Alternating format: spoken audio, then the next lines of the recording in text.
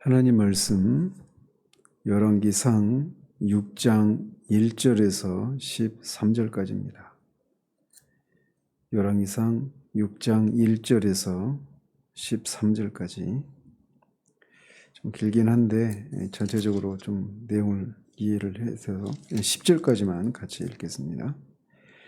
이스라엘 자손이 애굽 땅에서 나온 지 480년이요 솔로몬이 이스라엘 왕이 된 지 4년 12월 곧 둘째 달에 솔로몬이 여호와를 위하여 성전 건축하기를 시작하였더라.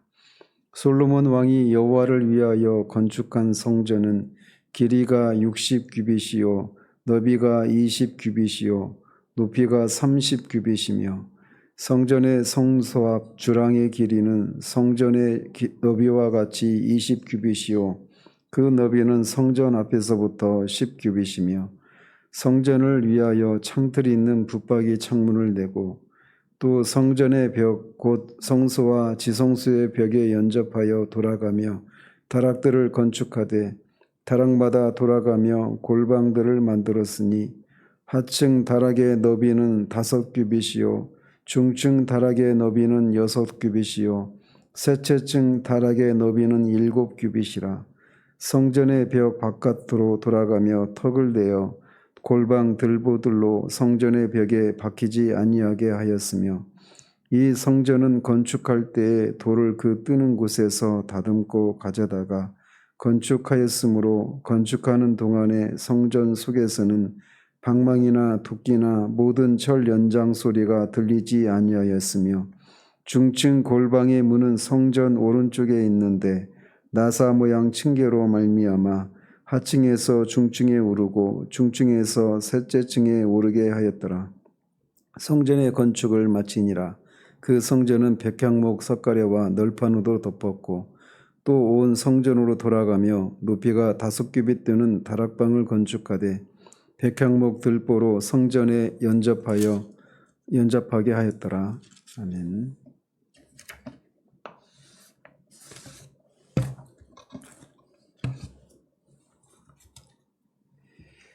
지난주에는 성전과 왕궁 건축의 구속사적인 의미에 대해서 개괄적으로 살폈고 오늘부터 이제 구체적인 건축 관점을 살펴보도록 합니다. 솔로몬이 성전 건축의 첫 삽을 뗀 것은 이스라엘 백성이 출애굽한 것을 기준으로 하면 438년째 되는 해였고 솔로몬이 왕위에 오른 지 4년째 되는 둘째 달 15월 태양력으로는 5, 6월 달에 해당이 됩니다. 역대기 보면 15월 둘째 날에 이렇게 시작을 했다고 합니다. 물론 솔로몬은 앞에 5장에서 살펴봤던 것처럼 그가 즉위하자마자 그 두로왕 히람이 주가 사절단을 보내고 그 과정을 통해서 그의 원년에 이미 성전 건축에 필요한 자재들을 공급받을 것을 수급할 그런 약조를 세우고 그 약조에 따라서 한 3년에 걸쳐서 필요한 목재와 석재들을 미리 다 준비를 해놨었습니다. 그리고 다 준비가 되자 이제 4년째에 이 성전 건축을 시작을 한 겁니다. 성전 건축을 하게 된 것은 우리가 앞에서도 살펴봤던 것처럼 솔로몬의 혼자 힘으로 이루어진 것이 아니라 이미 다윗 때부터 하나님이 성전 건축을 할 수 있는 그런 제반 기반들, 가장 중요한 것은 전쟁이 다 모두 끝이고 평화가 안착되는 그런 환경을 허락하셨고 또 성전 건축에 필요한 그런 식량과 또 재료들을 다윗 때 이미 하나님이 주셨기 때문에 이런 것들이 가능했던 겁니다. 솔로몬은 이렇게 여호와를 위해서 성전 건축하기를 시작을 합니다. 열왕기서 저자는 솔로몬이 성전을 지은 장소에 대해서 따로 언급하고 있지 않은데 역대하 3장 1절에 보면 이곳이 예루살렘의 모리아산 오르난의 타작마당이라고 명시하고 있습니다. 즉 성전이 지어진 이곳은 아브라함이 독자 이삭을 바쳤던 그 모리아산이고 또 그 사무엘하 24장에 있었던 인구조사로 인한 하나님의 진노로 다윗이 하나님과 화해를 위해서 그곳에 번제단을 쌓았던 그 아라노아의 타작마당, 오르난의 타작마당이 마당 위에 이 성전이 지어지게 된 겁니다. 따라서 이 역대기 저자가 이렇게 성전이 지어진 장소를 밝힌 것은 아브라함과 다윗이라고 하는 두 인물과 연관된 그 사건을 통해서 성전이 참된 그런 성전이 되기 위해서 갖춰야 할 조건이 무엇인가를 밝히고 있는 겁니다. 즉 성전이 성전되기 위해서는 아브라함이 독자 이삭을 하나님께 아낌없이 바쳤던 그런 철저한 하나님께 대한 철저한 순종과 또 영적인 교만에 빠졌다가 하나님의 진노를 받았던 이 다윗이 하나님 앞에 자신의 죄를 정직하게 자복하고 회개했던 바로 그것, 즉 순종과 회개라고 하는 것이 있을 때 있을 때 그 성전이 성전될 수 있다라고 하는 것을 이제 말해주고 있는 겁니다. 특별히 솔로몬은 이 성전을 건축하면서 이 자신의 아버지 다윗이 그렇게 영적인 교만에 빠져서 하나님이 아니라 이 군사력을 의지해서 하나님으로부터 징계를 받았던 이 사건이 그렇게 먼 일이 아니었기 때문에 그것을 이렇게 기억을 하면서 경각심을 가지게 되었을 것입니다. 그래서 열왕기 저자는 이 성전이 건축된 장소가 의미하는 그 신학적 의미를 이렇게 전달하고 있지는 않지만 뒤에 11절에서 13절에 보면 이 여호와께서 솔로몬에게 하신 말씀을 통해 이것을 간접적으로 나타내주고 있습니다. 2절은 솔로몬의 성전의 크기를 소개하고 있는데 솔로몬 성전의 전체 구조는 크게 맨 앞에서부터 보면 주랑과 성소로 되어 있습니다. 그리고 성소는 그 주랑과 성전으로 되어 있는데 성전은 성소와 지성소 이렇게 나눌 수가 있습니다. 그리고 여기서 언급된 크기들은 모두 벽의 두께를 그러니까 밖에서 밖에까지 그 두께를 포함한 것이 아니라 안쪽만의 크기입니다. 그래서 그 길이를 규빗 단위로 소개하고 있는데 1규빗이 약 45cm 정도 되니까 이거를 이제 미터법으로 환산하면 길이가 60규빗이니까 27m 정도 되고 너비가 20규빗이면 9m 정도, 높이는 한 14m, 약간 반을 넘으면 그 정도 크기가 됩니다. 길이가 27m 정도 되는데 제가 이렇게 우리 복도가 이 창고에서 저 복도 끝까지가 한 16m 정도 되더라고요. 그러니까 그거를 기준으로 해서 재보면 대충 이제 길이가 가늠이 들 겁니다. 그래서 그렇게 큰 건물이 아니라고 하는 것을 알 수가 있죠. 그래서 우리 이제 교회 건물이 상가 건물이 한 20m 정도 될 거예요. 20m 조금 넘습니다. 그러니까 이거보다 길이만 따지면 이거보다 조금 길고 너비는 이거보다 좁습니다. 높이도 마찬가지고. 그래서 그렇게 큰 건물은 아니다 이렇게 말할 수가 있죠. 따라서 이 장소가 이렇게 작은 것은 이제 뒤에도 한번 언급하겠지만 이 성전은 모든 백성들이 들어가는 그런 곳이 아니라 제사장만 들어가는 곳이기 때문에 그렇게 큰 그런 곳이 아니었습니다. 이제 나중에 이제 그 성전 앞에 그 거기는 이제 좀 크고 또 나중에 이것마저도 솔로몬의 성전은 나중에 이제 스룹바벨 성전 그다음에 헤롯 성전 이렇게 이어지는데 헤롯 때 지었던 것에 비하면 훨씬 작습니다, 규모가. 그리고 이제 솔로몬의 성전이 이제 성막과 같은 구조로 되어 있는데 좀 차이가 있다라면 성막에는 주랑과 창문이 새겨진 창문이 이렇게 없는데 이 성전에는 그것이 있다라고 하는 이런 차이점이 있습니다. 그렇지만 성전과 그 성소와 지성소로 구분되어 있고 그 안에 있는 그 성물들이 배치되어 있는 이런 것은 성막과 성전이 똑같습니다. 다만 규모에 있어서 성전이 성막보다 2배 정도 크다 이런 차이가 있습니다. 자, 이것은 결국 뭘 말해주냐면 솔로몬의 성전이 모세의 성막이 가지고 있었던 영적인 의미와 기능을 이어받았다라고 하는 것을 말해주는 것입니다. 그도 그럴 것이 모세의 성막이나 솔로몬의 성전이나 다 하나님께서 지시한 대로 지어진 것이기 때문에 그럴 수밖에 없겠죠. 따라서 이 과거 성막이 이스라엘 백성과 동행하시고 그들을 인도하시는 하나님의 임재와 보호를, 통치를 상징하는 것이었던 것처럼 성전 역시 이스라엘 백성에 대한 하나님의 임재와 보호, 통치를 상징하는 것이다 라고 할 수가 있습니다.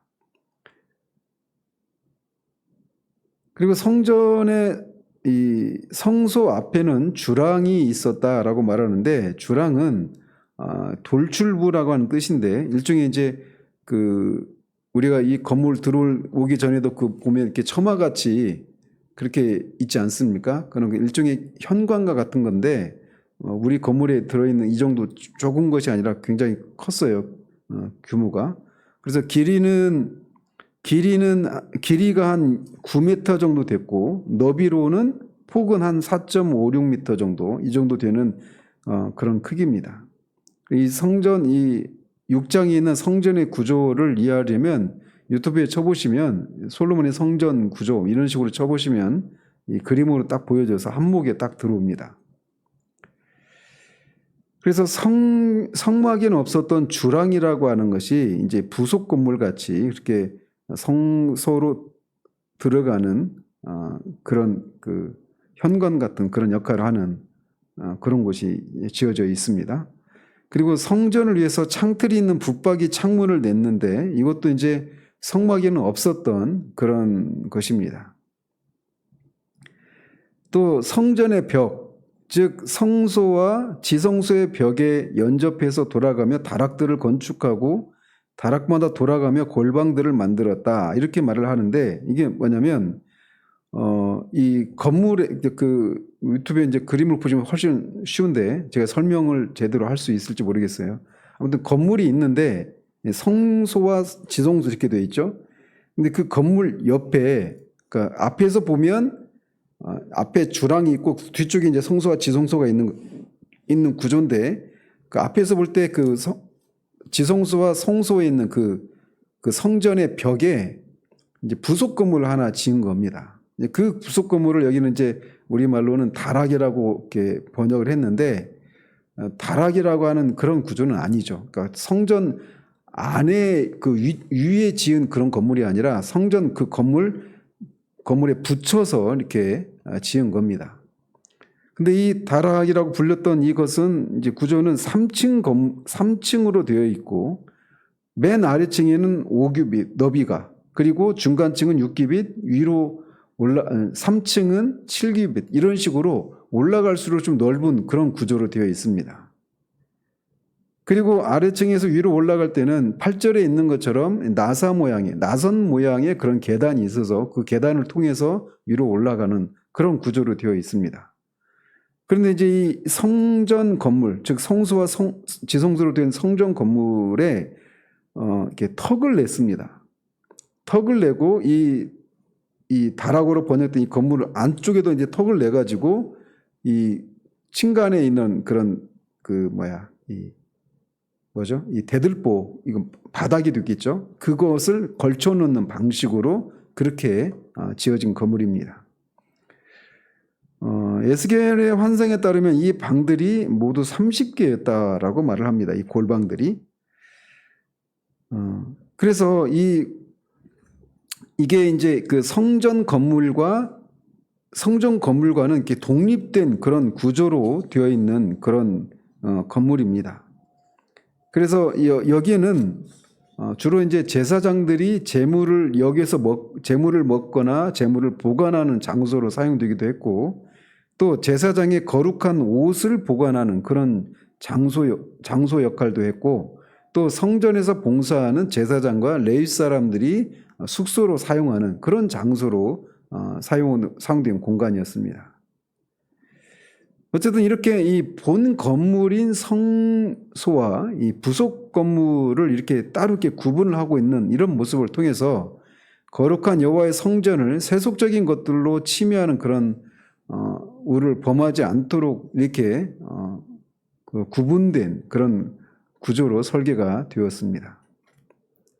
7절에 보면 성전을 건축하는 데 필요한 돌들을 그 뜨는 곳에서 다듬고 가져다가 건축했다 이렇게 말을 합니다. 요세푸스에 의하면 솔로몬은 성전 건축에 필요한 돌을 캐고 다듬기 위해서 예루살렘 부근에 채석장들을 설치했다고 합니다. 그리고 그곳에서 이제 레바논에서부터 가져온 그런 원석들도 여기서 다듬고 그렇게 다듬는 그런 일도 이루어졌다고 합니다. 즉 7절에서 말하고 있는 건 이 성전 건축 현장에서는 이 돌들을 다듬기 위해서 막 철 연장으로 깎고 오늘날 용어로 말하면 막 그라인더로 다듬고 막 이렇게 시끄러운 소리가 나지 않도록 미리 밖에서 이 요세푸스가 말하는 솔로몬의 채석장 거기에서 사이즈를 정확하게 재서 그냥 끼워 맞추는 것처럼 그렇게 했다라는 것이죠. 그렇게 함으로써 성전 속에서는 방망이나 도끼나 뭐 철 연장 소리가 들리지 않게 했다 이렇게 말을 하고 있어요. 이제 이게 두 가지 의미가 있습니다. 하나는 뭐냐면 이들이 성전 건축이 이루어지는 일에 있어서 매우 조직적이고 세심하게 노력을 했다라고 하는 그런 외적인 그런 모습도 있고, 또 하나는 영적인 측면에서 보면 이것이 이제 하나님의 성전은 거룩함과 평화의 그런 상징 아니겠습니까? 근데 그곳에 이렇게 미리 돌을 다 이렇게 맞춰서 정확한 그 규모에 맞춰서 다듬을 필요도 없이 딱딱 끼워 맞춰서 그렇게 성전 건축을 지어가면서 성전 안에서는 어떤 소란스러움도 없는 이런 모습을 보이는 것을 통해 이 하나님의 거룩함과 평화와 화해의 정신을 이렇게 부각시키고 있는 것으로 이렇게 보여줄 수 있습니다. 이것은 결국은 이 솔로몬의 성전이 예표하고 있는 참된 성전인 교회가 어떤 곳이어야 하는가라고 하는 것을 우리가 여기에서 교훈을 받습니다. 사도 바울은 교회에 대해서 에베소서 3장 20절 이하에서 너희는 사도들과 선지자들의 터 위에 세워졌고 또 그리스도가 친히 그 성전의 모퉁이돌이 되었다라고 말을 합니다. 그리고 너희들은 그 성전의 돌로 그렇게 서로 건물마다 서로 연결해서 성전이 되어져 가고 하나님이 거하실 처소가 되고 성령 안에서 그렇게 함께 지어져 간다 이런 말을 합니다. 즉 성도들은 성전의 돌들에 해당이 될 수 있단 말이죠. 그래서 로이존스는 이것을 통해서 이 구절을 이 열왕기상 그 6장 7절을 교회라고 하는 것이 어떤 것인가라고 하는 것을 이제 이렇게 영적으로 해석을 합니다. 즉 교회는 그리스도를 모퉁이 뚫로 삼고 또 사도들과 선지자들의 터 위에 세워진 것이어서 진정한 교회는 그리스도를 믿는 그 신앙과 사도와 선지자들의 그 교훈, 이 교리 위에 기반한 그런 곳이다라는 것입니다. 그래서 우리가 무엇을 믿고 어떻게 살아야 되는가에 대한 이런 진리에 대해서 서로 하나가 된 거기에 대해서 믿음으로 화합하고 믿음으로 이렇게 동의를 이룬 그런 사람들로 모여진 공간, 이게 교회다라고 말을 하는 겁니다. 그래서 거기 안에서는 어떤 신학적인 토론이나 뭐 이런 것들이 이루어져서 시끄럽고 또는 뭐 어떤 분파로 나뉘고 이런 곳이어서는 안 된다라고 하는 것을 안 되는 것이다라고 하는 것, 그런 식으로 영적으로 해석을 합니다. 저는 틀린 해석이 아니라고 봐야죠. 그래서 우리가 교회 안에서 성전을 지어가는데 이렇게 방망이 소리나 철 연장 소리나 이런 시끄러운 것들이 없었던 것처럼 교회는 하나님의 말씀인 진리에 기반을 해서 성도들이 다 거기에 아멘으로 화답을 하고 한 주와 한 성령과 하나님을 섬기면서 서로 그렇게 지어져가는 그런 곳이어야 된다라고 하는 것을 우리가 교훈받게 됩니다. 자, 8절은 앞에서 간단히 말씀을 드렸고 9절에서는 성전 건축이 마쳤다라고 말하는데 실제로 성전 건축이 최종적으로 완성되는 것은 38절에 가서 이루어집니다. 즉 여기서 성전 건축이 마쳤다 이것은 결국 외부 공사가 마쳐졌다 이런 의미입니다. 그런데 14절에 보면 또 이 성전 건축이 마쳐졌다 이런 표현이 있어요. 최종적으로는 38절에 가서 이루어지는데도 불구하고 이것을 중간중간에 그 한 과정이 끝날 때마다 이렇게 얘기를 하는 겁니다. 즉 이것을 통해서 성전 건축이 무계획적으로 그냥 그 신속하게 이루어진 것이 아니라 하나님이 주신 식양에 따라서 일종의 설교에 따라서 점진적으로 이루어졌다라고 하는 것을, 계획적으로 이루어졌다라고 하는 것을 말해주고 있는 겁니다. 그러면서 그 성전 지붕은 백향목 석가래와 널판으로 덮었다라고 말을 하는데, 아마 이건 이제 그 지성소나 성소에서 보면 이 백향목이 천장이 백향목으로 되어 있는 이런 거를 말하는 것이겠죠. 즉 그 성전과 그 성소와 지성소에 지성소 돌을 쌓고 그 위에다가 백향목으로 된 들보를 놓은 이런 걸 의미하는 겁니다. 그러면서 이 그리고 성전의 나머지 세 면의 벽을 돌아가면서 높이가 5규빗 되는 다락방을 만들고 백향목으로 성전에 연접하게 했다라고 말합니다. 그래서 이제 그 앞에서도 말씀드린 그런 구조로 그렇게 5규빗 되는 3면을 삥 둘러가면서 다락이라고 말했지만 사실은 다락이 아닙니다. 정확한 의미로는. 아무튼 그런 부속 건물을 이렇게 만들었다 이렇게 말을 합니다. 그러면서 11절에서 13절까지 이제 그 중간에 여호와께서 솔로몬에게 하신 말씀이 기록되는데, 이 기사는 역대기에는 등장이 안 되는 그런 기사입니다. 아직 성전이 모두 완공이 되지 않은 상태인데 여호와의 말씀이 솔로몬에 임했다라고 하는 것도 문맥상 자연스럽지가 않아요. 그래서 이제 학자들은 이게 이제 열왕기서 저자가 이게다 삽입을 했다 이렇게 말을 하고, 그래서 70인역에서는 이 구절을 번역을 아예 안 합니다. 그렇지만 여기 분명히 있기 때문에 이건 이제 열왕기서 기자만의 어떤 독특한 관점의 기사로 우리가 이해할 수가 있는데, 여기서 말해주고 있는 건 개괄적으로 말씀을 드리면 성전이 그 자체로 하나님의 임재와 이스라엘의 번영을 보존하는 것이 아니다라고 하는 것을 교훈하기 위해서 주어진 것이다라고 볼 수 있습니다. 그래서 이 12절과 13절에서 말하고 있는 건 그냥 간략하게 말씀을 드리면, 네가 성전을 건축했지만 네가 내 계명과 말씀에 순종하지 않으면 다윗에게 약속한 것이 이루어지지 않고 너희들과 함께하지 않겠다라고 하시는 그런 말씀이에요. 그렇게 순종하면 다윗에게 약속하신 것을 확실히 이루고 너희들을 내가 떠나지 않겠다라고 하는 말씀입니다. 즉 하나님의 말씀에 대한 순종을 촉구하고 있는 겁니다. 그런 하나님께 순종할 때 비로소 이 성전이 축복의 도구로서의 그런 의미가 있는 것이다 라고 말을 해주고 있는 거예요. 그래서 성전 안에 있는, 지성소 안에 있는 언약궤가 상징하는 것처럼 하나님의 언약에 대한 이스라엘 백성들의 실제적인 순종과 성결이 있을 때 이 성전이 비로소 의미가 있는 것이지, 성전 그 자체가 그런 모든 그런 축복과 번영, 다윗에게 약속한 것들을 보장하는 것이 아니다라고 하는 것을 말씀해 주고 있는 겁니다. 그래서 이 성전에서 드려지는 제사도 그렇고 제사장들의 그런 의복도 그렇고, 그런 모든 하나님이 정하신 방식대로 그 제사와 예배를 드릴 뿐만 아니라 예배를 드리는 자들이 하나님 앞에 평소에 자신의 삶 가운데서 하나님이 말씀하신 그 계명을 따라서 살 때, 순종할 때 이 성전 제사나 성전이 상징하는 바 그 은혜가 이스라엘 백성들에게 주어지는 것이지, 행위 그 자체가, 위양 그 자체가 그걸 보장하는 건 아니다라고 하는 것을 말해주고 있는 겁니다.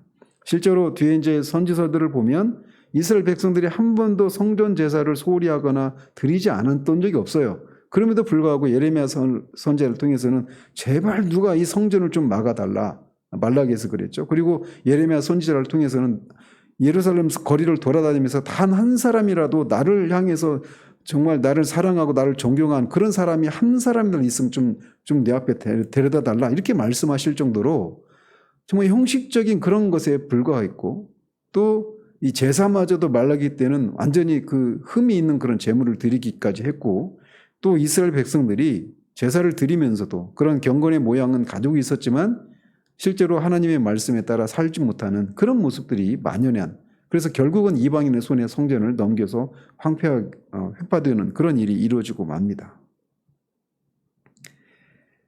아무튼 그래서 이 성전이 완전히 완성되기 전에도 이런 말씀을 통해서 이스라엘 백성들로 하여금 너희들이 나를 향해 내 계명에 철저히 순종할 것을 촉구하고 있는 것이다, 이렇게 볼 수가 있어요. 또 하나는 이 성전 공사가 7년에 걸쳐서 진행이 되거든요. 근데 우리는 뭐 짧은 몇 구절을 가지고 살펴보니까 금방 뚝딱뚝딱하고 끝날 것 같지만 사실은 7년 동안 지속되는 것인데, 그 일을 하면서 이제 중간중간에 그런 하나의 그 단계가 마무리할 때마다 하나님 이런 말씀을 통해서 이 노고를 이스라엘 백성들이 그 노고를 치하하는 그런 의미도, 치하하고 격려하는 그런 의미도 있다라고 할 수 있습니다. 어쨌든 하나님은 솔로몬에게 말씀하신 것처럼 솔로몬이 또 이스라엘 백성이 하나님의 계명을 충실히 지키면 그의 아버지 다윗에게 하신 약속을 확실히 이룰 것이다 라고 말씀하셨는데, 다윗에게 하신 그 약속은 그 다윗의 왕위가 계속해서 영원히 지속될 것이다 라고 하는 것이었습니다. 그의 아들을 통해 성전을 건축하게 될 것이다 라고 해서 이미 성취가 되고 있는 것이니까. 즉 거꾸로 말하면 솔로몬이 하나님을 위해서 성전을 건축한다고 하더라도 하나님의 말씀에 철저히 순종하지 않으면 선친 다윗과 맺은 언약과 또 솔로몬과 이스라엘에게 주실 그 모든 축복이 무효화된다라고 하는 것을 암시하고 있는 겁니다. 그러나 이런 진리는 오직 솔로몬과 이스라엘 백성들에게만 해당되는 것이 아니라 모든 세대에 동일하게 적용이 됩니다. 그래서 우리가 경건의 모양을 갖추고 있다고 해서 우리가 하나님 앞에 바른 관계를 유지하고 있고 하나님을 바르게 섬기고 있다, 이렇게 볼 수가 없습니다. 그래서 우리가 늘 하나님 앞에 뭐 이 새벽에도 잠을 깨우고 와서 이렇게 예배를 드리고 있다 하더라도 우리 마음에 정말 하나님을 향한 그런 경외함과 존경과 사랑의 마음, 이런 마음이 없이 행해지는 그 모든 것들은 하나님 앞에 아무런 의미가 없는 것입니다. 어쨌든 한 가지만 말씀을 드리자면 이 솔로몬의 이 성전은 우리가 생각하는 것보다 그렇게 규모가 크지는 않아요. 앞에서도 말씀드렸지만 헤롯 성전 같은 경우는 이 성소와 지성소의 그 규모는 똑같습니다. 똑같았지만 그것을 둘러싸고 있는 이 성전들은 거의 500m 가까이 그렇게 될 정도로 그렇게 어마어마하게 넓습니다. 규모에 비하면 비교가 되지 않을 정도죠. 그래서 이제 그 성전의 외양만 보면, 규모만 보면 그렇게 크지가 않아요. 그러나 이제 그 안에 들어가 보면 어마어마하죠. 바닥이 이제 내일 살펴보겠지만 바닥과 그 기구들, 이 모든 것들이 다 금으로 되어 있고 어마어마한 그런 가치가 있습니다. 그러나 그것만으로도 성전이 성전되는 것이 아니면, 성전이 성전될 수 있었던 것은 또 모세의 성막도 마찬가지입니다. 출애굽기 40장에서 성막이 완성되었을 때 그걸 하나님 앞에 봉헌을 하죠. 또 뒤에도 성전이 완성되었을 때 솔로몬이 8장에서 성전을 하나님 앞에 봉헌하고 봉헌식 가운데 하나님의 임재가 성막 가운데 또 성전 가운데 충만하게 가득하게 됩니다. 그때 성전이 비로소 성막과 성전의 그런 위용을 비로소 이렇게 드러내는 겁니다. 즉 성전이 상징하는 바 교회의 영광은 교회의 크기와 그 안에 있는 사람들의 숫자와 그 사람들이 사회적인 지위, 이런 것에 달려있지 않다라고 하는 것을 말해주는 것이죠. 하나님의 임재, 하나님이 그와 함께 하고 계신다라고 하는 그런 분명한 그 하나님의 임재가 나타나는 것에 교회의 영광이 있는 것을 우리가 기억할 필요가 있습니다. 마찬가지로 우리가 또 성전이라고 성경은 우리에게 말해주고 있는데, 성전의 그 위용은 우리와 하나님이 함께 하신다라고 하는 그런 하나님이 함께 하심의 그 표가 드러날 때 성전이 성전으로서의 그런 명실상부한 그런 모습을 드러낼 수 있다라고 하는 것을 기억하면서 하나님이 우리 가운데 거하실 처소가 되기 위해서 성령을 근심하게 하지 않는 소극적인 이론뿐만 아니라 성령께 전적으로 순종함을 통해 우리를 통해 하나님이 우리를 통치하시고 우리와 함께 하신다라고 하는 식으로 드러내는 그런 우리들 되기를 우리 주님 이름으로 축원드립니다. 기도하겠습니다. 하나님, 솔로몬이 이제 성전을 건축하기 시작하는 그런 장면 중에 외장 공사를 마친 그 장면까지 살펴보았습니다. 하나님, 우리가 이 성전 공사, 그 외장 공사가 진행되는 동안에 그 성전에서 아무런 소음도 들리지 않고 모든 것이 딱딱 아귀가 맞아서 그렇게 이루어져 있는 그런 것처럼 교회를 교회되어 가는 것은 교회를 구성하는 모든 사람들이 예수 그리스도의 모퉁이 돌 되시는 그리스도와 사도들과 선지자들의 그 터 위에 서 있을 때 그때 서 있어야 된다라고 하는 것을 교훈받게 됩니다.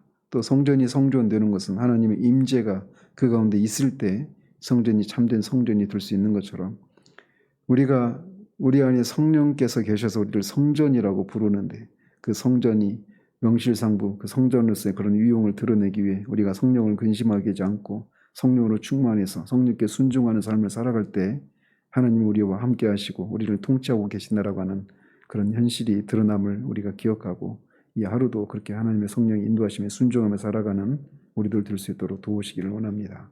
예수 그리스도 이름으로 기도합니다. 아멘.